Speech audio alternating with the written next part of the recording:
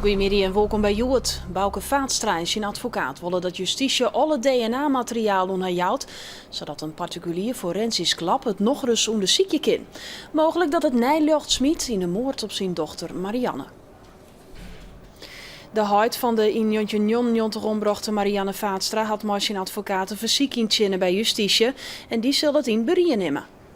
We hebben natuurlijk een zaak die nog steeds rint. Er is een goed beheer nodig van alle sporen. En daar willen we eigenlijk op die manier wel de verantwoordelijkheid voor houden. Dat wil niet zeggen dat er net andere instituten binnen die goed onderzoek doen.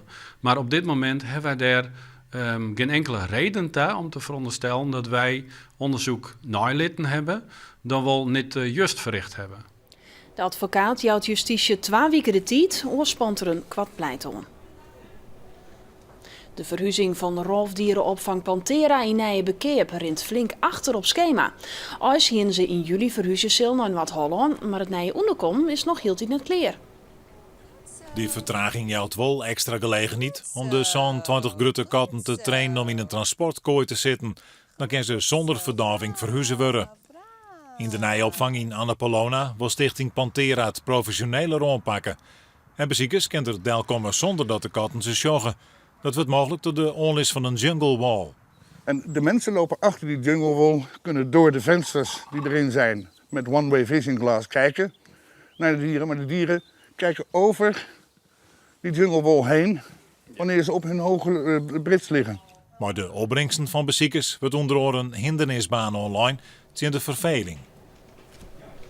Een vee-exporteur uit Dronriep moet van de Ruchter een jelje de cel in vanwege fraude met bloedmeusters van kei. Zijn bedrijf moet een boete van €125.000 betalen.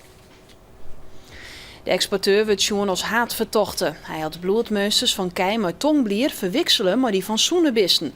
De kei zouden samen uit Boetenland exporteerd worden. Een jettere veedokter uit Wommels moet van de Ruchter ek een jelje de cel in, omdat er mooi werken had onder fraude. 2 werknemers van de vee-exporteur hebben werkstraffen gekregen. Een oud papierloods van afvalverwerker Omrin onder Greunswaai in Ljouwert had van de morgen een soort ski oproen door een brand.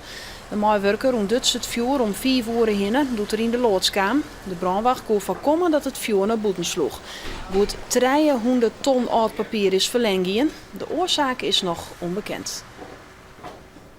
Zwieren stwarm op Vlieland jood. Allereerst bij de opnames van de nieuwe tv-serie Dr. Deen.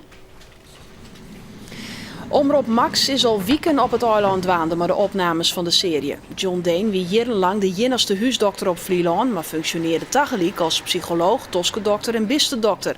In de tv-serie wordt zijn personage spelen door een vrouw, actrice Monique van der Ven. Ze is eerst zelfs als patiënt behandelen door dokter Deen. Hij heeft me ook wel eens geopereerd hier 's avonds, dat ik in iets te scherp mes een stukje kaas afsneed en mijn duim eraf lag. Nou, dat heeft hij geweldig gedaan. Echt heel koelbloedig heeft hij die duim er weer aangezet. Ja, is voor mij en was voor mij altijd een heel goed voorbeeld als de perfecte huisarts.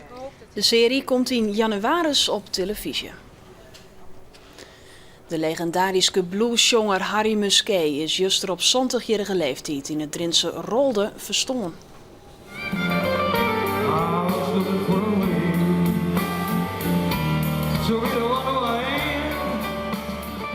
Burgemeester Gerard van Klaveren van West-Ellingwerf is fan van de eerste oeren van Harry Musquet.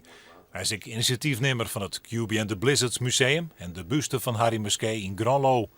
Als frontman van de groep QB and the Blizzards maakte Musquet net alleen nam in eigen land met ik 4 debuuten. Maar succesnummers als Window of My Eyes en Somebody Will Know Someday wie hij ik internationaal tegen succesvol. En dan ben we daar aan de waarsverwachting. Joen en vannacht komt er mist of dichte mist voor. De temperatuur loopt om de 13-14 graden heen. En morgen eerst heb ik nog kans op mist, maar als het voort is, dan is het een dag met een soort zinnen en het wordt maximaal 22 graden.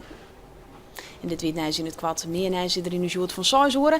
Graag een dadelijks, was alvast een mooie dag verder.